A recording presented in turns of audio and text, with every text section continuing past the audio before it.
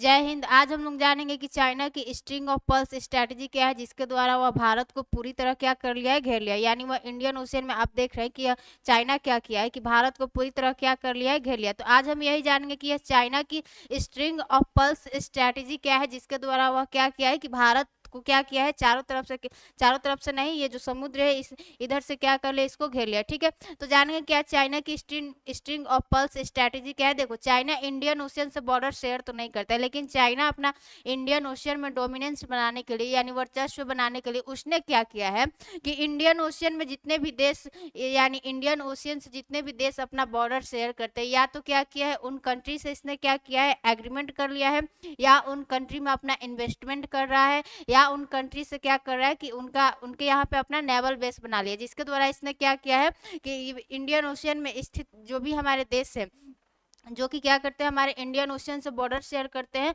वहां पे इसने अपना प्रेजेंस बना लिया। ठीक है, तो आज हम यही जानेंगे कि चाइना की जो स्ट्रिंग ऑफ पर्ल्स स्ट्रैटेजी है उसके द्वारा यह किस तरह से इसने भारत को क्या कर लिया है, घेर लिया है। और आज हम यह भी जानेंगे कि भारत ने इसको काउंटर करने के लिए यानी भारत ने चीन की स्ट्रिंग ऑफ पल्स स्ट्रैटेजी को काउंटर करने के लिए भारत का जो एक नेकलेस ऑफ डायमंड स्ट्रैटेजी है, यानी देखिए भारत का क्या है, नेकलेस ऑफ डायमंड स्ट्रेटेजी है, जिसमें भारत ने क्या किया है, चीन को चारों तरफ से क्या कर लिया है, घेर लिया है। तो आज हम दोनों क्या करेंगे, स्ट्रेटेजी के बारे में जानेंगे कि हमारा स्ट्रिंग ऑफ पल्स स्ट्रेटेजी क्या है जो कि चीन की है, और जानेंगे कि भारत ने स्ट्रिंग ऑफ पल्स स्ट्रेटेजी को काउंटर करने के लिए जो इसका नेकलेस ऑफ डायमंड स्ट्रेटेजी है वह क्या है। ठीक है, तो देखिए अब हम लोग चाइना का क्या करते हैं, स्टार्ट करते हैं कि इसका स्ट्रिंग ऑफ पल्स स्ट्रैटेजी क्या है। अगर हम आपका यहाँ पे पल्स का मतलब क्या होता है, पोर्ट्स, और स्ट्रिंग का मतलब क्या होता है, उसको एक धागे में बांध देना। तो देखिए यहाँ पे क्या है कि हमारे जितने भी यहाँ पे मतलब कि जो भी इंडियन ओशियन में देश मौजूद है, तो वहां पे इसने क्या किया कि चाइना ने अपना यहाँ पे क्या कर लिया, एक अपना नेवल बेस बना लिया है या मिलिट्री बेस बना लिया है, और सारे कंट्री में क्या कर लिया है, अपना प्रेजेंस बना लिया है। और अगर आप ऐसे इसको करोगे, ऐसो करोगे इन सारे पोर्ट को क्या करोगे, एक धागे में बांधोगे, तो क्या हो जाएगा, यह इंडिया को चारों तरफ से क्या कर ले रहा है, चारों तरफ से क्या कर ले रहा है, घेर ले रहा है। तो यही क्या है, हमारी चाइना की स्ट्रिंग ऑफ पल्स स्ट्रैटेजी। तो अब हम लोग क्या करते हैं कि यहाँ पर आपको पाकिस्तान में आपको क्या दिख रहा है, ग्वादर पोर्ट दिख रहा है, यानी पाकिस्तान में यहाँ पे क्या है, ग्वादर पोर्ट है। पाकिस्तान का ग्वादर पोर्ट से हम स्टार्ट करते हैं कि पाकिस्तान के ग्वादर पोर्ट से चाइना किस तरह से भारत को घेरने की कोशिश करता है। ठीक है, तो देखिए जो पाकिस्तान का ग्वादर पोर्ट है, पाकिस्तान का ये जो ग्वादर पोर्ट है, यह ग्वादर पोर्ट पहले ओमान का हुआ करता था। यानी जो पाकिस्तान का आज जो ग्वादर पोर्ट है जिसको चाइना डेवलप कर रहा है, तो वह पोर्ट पहले क्या होता था, ओमान का हुआ करता था। इस पे तो ओमान ने भारत को कहा था कि आप ले लीजिए, लेकिन भारत के जो उस समय नेहरू जी प्रधानमंत्री थे, उन्होंने बोला कि नहीं हम नहीं लेंगे। तो पाकिस्तान क्या कर लेता है, ओमान से अपना ये ग्वादर पोर्ट ले लेता है, यानी ग्वादर पोर्ट उससे खरीद लेता है। और फिर क्या करता है, इस पे चाइना क्या करने लगता है, इस ग्वादर पोर्ट का क्या करने लगता है, डेवलपमेंट करने लगता है। ठीक है, तो चाइना क्या कर रहा है कि चाइना इस ग्वादर पोर्ट को डेवलप क्यों कर रहा है, उसके डेवलप करने का एक कारण भी है। क्यों, क्योंकि चाइना यहाँ पे ग्वादर पोर्ट को डेवलप कर रहा है, और यहाँ से ग्वादर पोर्ट से क्या करेगा, एक सीपेक नाम का क्या निकाल रहा है, सड़क निकाल रहा है। यानी सीपेक क्या है, चाइना पाकिस्तान इकोनॉमिक कॉरिडोर। ठीक है, ये सीपेक क्या है, और सीपेक बनाना क्यों चाहता है चीन। तो देखिए ये जो चीन है हमारा, अगर हम चीन के बारे में बात करें, तो चीन अपना जितना भी पेट्रोलियम, नेचुरल गैस और ऑयल यह क्या करता है, इन अरब देशों से क्या करता है, खरीदता है। और इसे ये सारे पेट्रोलियम और नेचुरल गैस अरब देशों से लेकर इसे पूरा इंडियन ओशियन होते हुए और ये मलक्का स्ट्रेट से होकर पूरा ऐसे ऐसे जाना पड़ता है। ठीक है, तब यहाँ पे चाइना में उसका पेट्रोलियम पहुंचता है। तो वह क्या कर रहा है कि सीपीईसी उसका बनाने का बस एकमात्र क्या होगा, फायदा होगा कि उसको एक अल्टरनेट रूट मिल जाएगा। कैसे, अब यह क्या करेगा, यह इतना दूर घूम कर नहीं जाएगा, यानी यह मलक्का स्ट्रेट से होते हुए यहाँ पे चाइना नहीं जाएगा। अब यह क्या करेगा कि यहाँ से अरब देशों से तेल लेगा और ये सीधा क्या करेगा, ग्वादर पोर्ट के पास लाएगा, और ग्वादर पोर्ट से क्या करेगा कि यह एक सीपेक नाम का क्या बना रहा है, कॉरिडोर बना रहा है। इसमें रेलवे, रोड सारे क्या है, एयरपोर्ट सारे क्या है, मौजूद है। तो यहाँ पे ग्वादर पोर्ट पे लाएगा अपने सारे ऑयल पेट्रोलियम को, और यहाँ से क्या करेगा, ग्वादर पोर्ट से इनको फिर भर भर के क्या करेगा, अपने चाइना में लेके आ जाएगा। तो इसको क्या करना पड़ेगा, इसको इतना लंबा डिस्टेंस तय नहीं करना पड़ेगा, यानी जो ये पहले ऐसे आता था ये पूरा इंडियन ओशियन पार करके और यहाँ पे मलक्का स्ट्रेट होते हुए, और मलक्का स्ट्रेट को चाइना हमेशा चाहता है कि हम इसको क्या करें, इससे हम बचे। क्यों? क्योंकि यहाँ पे क्या है, मलक्का स्ट्रेट है और इसके आगे क्या है आपका अंडमान सी है। तो कभी भी हम मान लीजिए चाइना और भारत के बीच में कुछ तानातनी होता है तो भारत क्या कर सकता है, यहाँ पर अंडमान सी में अपना नेवल ब्लॉकेज लगा सकता है, जिससे क्या होगा कि चाइना की जो शिप्स है वो आ नहीं पाएंगी। तो इसलिए क्या करता है कि ये जो चाइना है इस मलक्का स्टेट को क्या करता है, सोचता है कि इसका हम दूसरा रास्ता निकाले। तो पहला रास्ता तो यह क्या कर रहा है कि सीपेक बना रहा है। सीपेक क्या है, चाइना पाकिस्तान इकोनॉमिक कॉरिडोर, जो हमारे पीओके से होकर जाता है। तो अब चाइना क्या करेगा, जितने भी अरब देशों से तेल लेगा, अरब देशों से तेल लेगा और यहाँ पर ग्वादर पोर्ट के पास लाएगा, और ग्वादर पोर्ट से यानी पाकिस्तान के ग्वादर पोर्ट से फिर यह क्या करेगा, सीपेक के थ्रू क्या करेगा, अपने चाइना में लेके चला जाएगा। और लेकिन ये जो हमारा सीपेक है अभी तक कंप्लीट नहीं हुआ है। क्यों? क्योंकि जो चाइना पाकिस्तान इकोनॉमिक कॉरिडोर है वह पाकिस्तान का एक सबसे बड़ा राज्य बलूचिस्तान है, वह क्या होता है कि बलूचिस्तान से क्या होता है, होकर जाता है। अब जो बलोचिस्तान के लोग हैं उनका कहना है कि हम इस सिपेक कॉरिडोर को नहीं बनने देंगे। क्यों? क्योंकि यहाँ के जो बलोच लोग हैं, ये पाकिस्तान का अगर सबसे बड़े कि सबसे बड़ा राज्य बलोचिस्तान है और वो वहाँ पर बहुत सारे नेचुरल्स मतलब नेचुरल मिनरल्स होते हैं, खनिज संसाधन से वो क्या है भरपूर है। लेकिन फिर भी बलोच के लोगों के साथ क्या होता है, पाकिस्तान भेदभाव करता है। तो इसलिए पाकिस्तान के जो बलोच लोग हैं उनका अलग से एक देश की मांग उठता है जिसका बलोचिस्तान नाम होगा। ठीक है, तो यही जो बलोच के लोग हैं वो सीपेक को कंप्लीट नहीं होने दे रहे। तो अभी तक तो चाइना का सीपेक बोल सकते हैं कि प्रोजेक्ट कंप्लीट नहीं हुआ है। अभी यह क्या कर रहा है, इसी रूट को क्या कर रहा है, फॉलो कर रहा है। लेकिन चाइना अपना बहुत मतलब आगे तक का लेकर सोचता है, तो इसलिए यह क्या कर रहा है कि सीपेक को बना रहा है ताकि हम अरब देशों से तेल लें, और यहाँ पर ग्वादर पोर्ट को डेवलप कर ही रहा है और ग्वादर पोर्ट से सीधा अपने चाइना में सीपेक कॉरिडोर से चल जाए। तो यहाँ पे तो चाइना ने क्या किया है कि ग्वादर पोर्ट ले लिया है, ग्वादर पोर्ट से यहाँ से स्टार्ट किया है भारत को घेरने का। तो हमने इसको काउंटर करने के लिए क्या किया है कि हमारा यहाँ पे क्या है, आपका ईरान है, मान लीजिए यहाँ पे क्या है, ईरान है। तो ईरान में हमने क्या किया है कि चाबहार बंदरगाह को ले लिया है। तो यहाँ पे तो हम क्या कर ले रहे हैं, चाइना को काउंटर कर ले रहे हैं। हमने ईरान में चाबहार बंदरगाह ले लिया है, और यहाँ पे ओमान है, ओमान में हमने दुख में बंदरगाह ले लिया। ठीक है, यानी यहाँ से क्या हो जा रहा है, हम लोग इसको काउंटर कर लेंगे। तो यहाँ का तो काम खत्म हो गया, ग्वादर का तो काम खत्म कि ग्वादर से ये क्या कर रहा था, सोच रहा था कि हम भारत को घेर लेंगे, लेकिन यहाँ का काम खत्म हो गया। क्यों? क्योंकि हम लोग ईरान में चाबहार बंदरगाह ले लिए हैं, और यहाँ पर क्या किया हम लोग, ओमान में दुख में बंदरगाह ले लिया। ठीक है, अब आते हैं, अब चाइना क्या चाहता है कि यह नीचे से भारत को क्या करता है, घेरने का सोचता है। यानी यह मालदीव और श्रीलंका के जरिए क्या करता है, भारत को घेरने की कोशिश करता है। तो यह मालदीव में आता है। मालदीव में जो पहले बोल सकते थे कि प्रेसिडेंट थे उनका नाम था अब्दुल्ला सॉरी मोहम्मद यास्मीन। तो मोहम्मद यास्मीन क्या थे, जो मोहम्मद यास्मीन थे मालदीव के प्रेसिडेंट,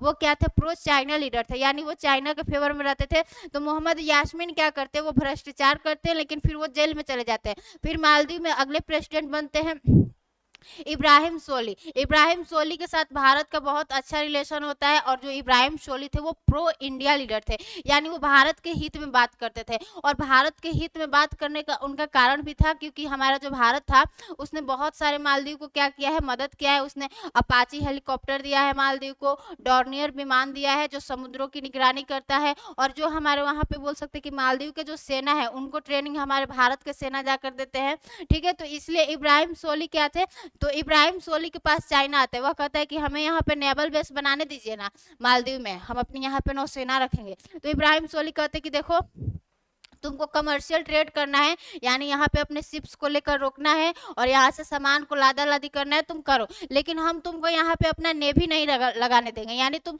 आज नेवी लगाओगे और फिर क्या करोगे, हमारे बाह्य और आंतरिक मामलों में हस्तक्षेप करोगे और फिर तुम मुझे भी ले बैठोगे। ठीक है, तो क्या करता है, मालदीव मना कर देता है, कहता है हम यहाँ पे तुमको नेवल बेस नहीं बनाने देंगे।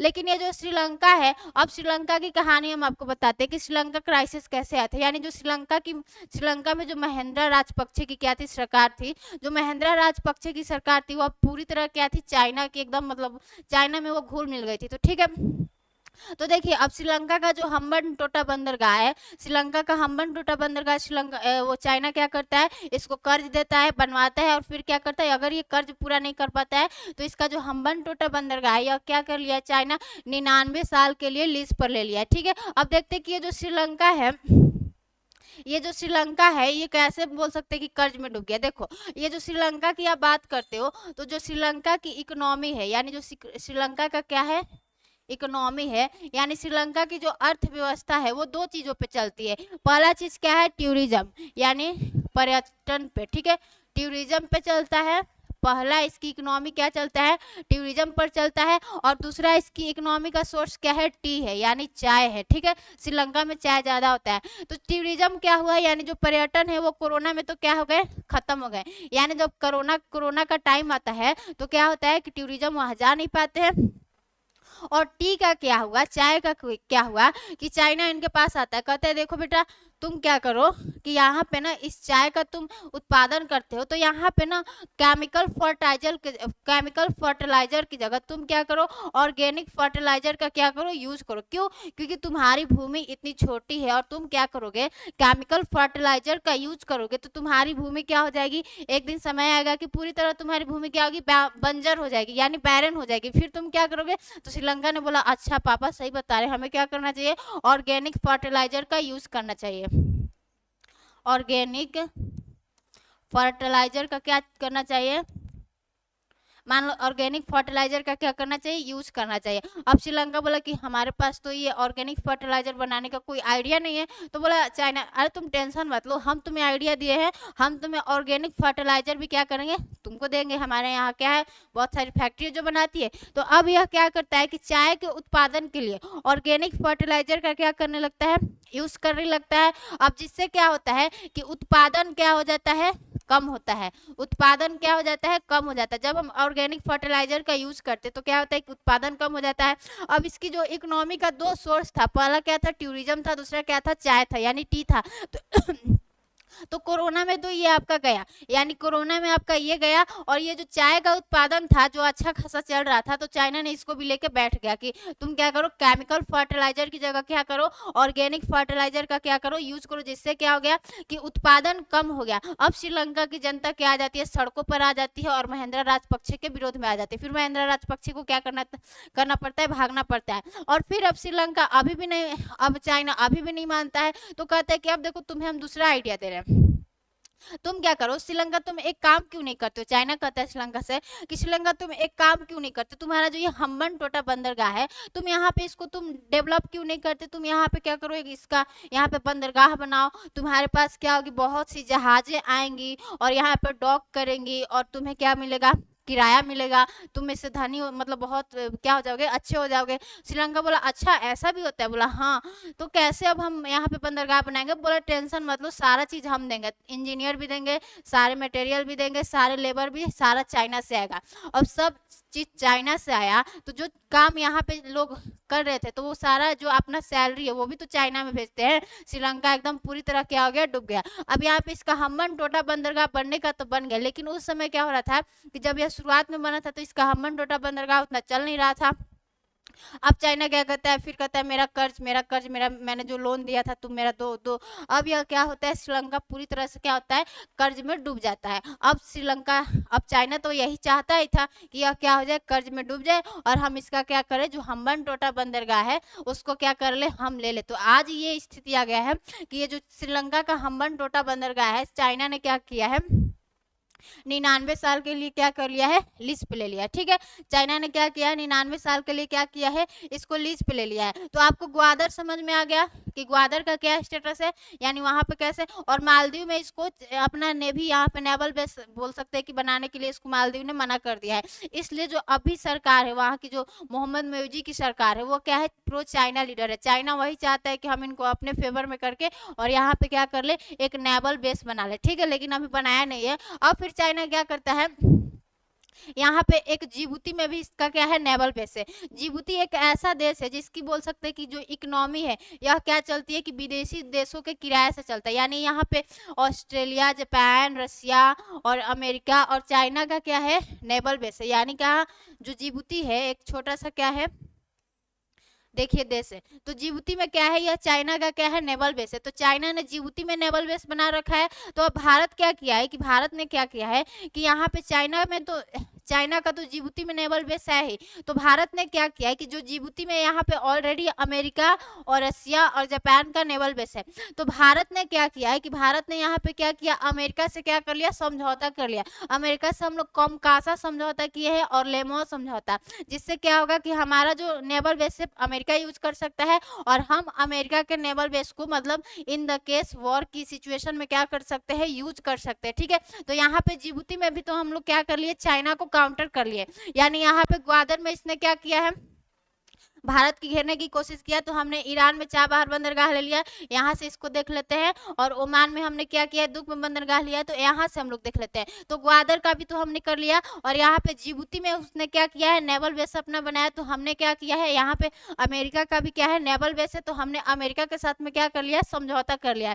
तो हमने यहाँ पर भी इसको क्या कर लिया, काउंटर कर लिया। यानी यहाँ पर जिबूती में भी इसको काउंटर कर लिया। तो यहाँ तक तो ये क्या हो जाता है, काउंटर हो जाता है। ठीक है, और अमेरिका का बोल सकते कि यहाँ पे एक इंडियन ओशियन में क्या है, एक डियागो गार्सिया नाम का क्या है, आइलैंड है। बोल सकते कि इंडियन ओशियन में अमेरिका का एक डियागो गार्सियो नाम का एक आइलैंड है, उस पे क्या है, अमेरिका का नेवल बेस है। तो हम लोग वहां उसका जो इंडियन ओशियन में उसका डियागो गार्सियो पे उसका नेवल बेस है, हम लोग उसको भी क्या कर सकते हैं, यूज कर सकते हैं। किस संधि के तहत, कोमकासा संधि के तहत। ठीक है, तो इतना तक तो हम लोग भी इसको क्या करें, काउंटर कर ही रहे हैं। ठीक है, अब क्या होता है कि अब आता है चाइना। यहाँ पे मालदीव के पास तो हो गया, श्रीलंका का इसने हम्बनटोटा बंदरगाह 99 साल के लिए लीज पे ले ही रखा है। अब आता है चाइना बांग्लादेश के पास। बांग्लादेश के पास आता है, कहता है शेख हसीना से, बांग्लादेश के पास आता है और शेख हसीना जी से कहता है कि हमको यहाँ पे चित्तागोंग में अपना एक नेवल बेस बनाने दीजिए ना।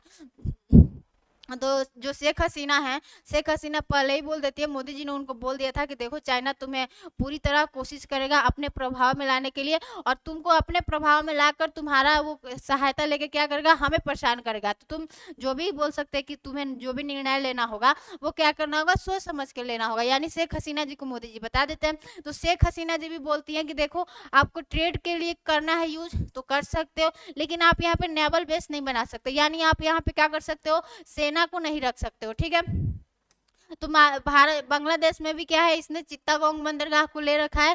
और बांग्लादेश में हमारा भी एक नेवल बेस है, उसका नाम क्या है, मोंगला है। ठीक है, अब फिर आता है यह म्यांमार के पास। म्यांमार में जब किसकी सरकार थी, जब अन सान सू की सरकार थी, तो यह क्या करता है, अन सान सू के पास जाता है और इसका अन सान सू की के पास जाता है और चाइना कहता है कि हमें यहाँ पे नेवल बेस बनाने दीजिए ना। अन सान सू की तो ऐसे भी करके क्या है, चाइना के वो फेवर में रहना नहीं चाहती, क्योंकि वो जानती है कि जो भी चाइना के फेवर में जाता है उसकी स्थिति क्या होती है। ठीक है, तो अन सान सू की ने भी यही बोला कि आपको हम नेवल बेस बनाने नहीं देंगे, लेकिन आपको ट्रेड के लिए यूज करना है तो कीजिए। तो चाइना की जो म्यांमार में बोल सकते हैं कि म्यांमार में इसका जो बोल सकते हैं कि एक पोर्ट है, यहाँ से यह क्या करेगा, म्यांमार में इसका एक पोर्ट है, म्यांमार में इसका क्याकपू ताओ पोर्ट है। तो यहाँ से क्या करेगा, यहाँ से क्याकपू ताओ पोर्ट से क्या करेगा, चाइना की बोल सकते कि म्यांमार में बंदरगाह लेने का क्या फायदा है कि चाइना क्याकपू ताओ पोर्ट से क्या करेगा, यहाँ से सामान लेगा और यहाँ से क्या निकालेगा, सीमेक नाम का क्या बना रहा है, कॉरिडोर बना रहा है। यानी सीमेक कॉरिडोर क्या होता है आपका, हम बता रहे हैं, सीमेक कॉरिडोर,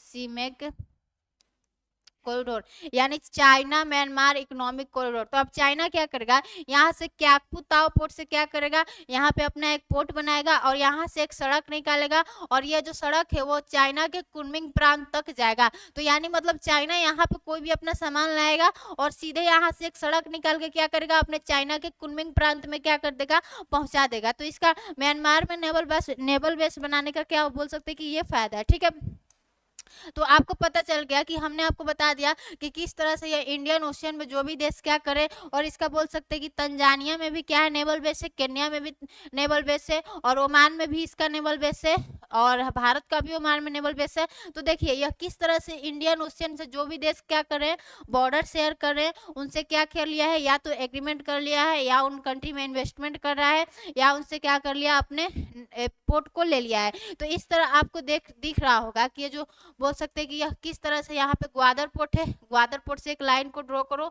यहाँ पे ओमान है, और ओमान से फिर आ जाओ जिबूती में आ जाओ, फिर जिबूती से केन्या में आ जाओ, और फिर सेशल्स में आ जाओ। सेशल्स में भी भारत का अपना पोर्ट है, उसको एजम्पशन पोर्ट बोलते हैं।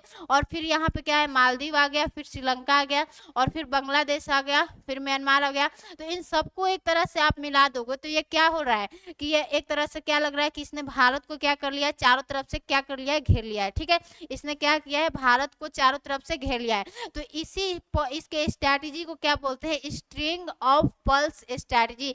पल्स का मतलब क्या होता है, इसने सारे जितने पोर्ट्स को ले रखा है वो क्या हो गए हैं, इसके पल्स हो गए हैं।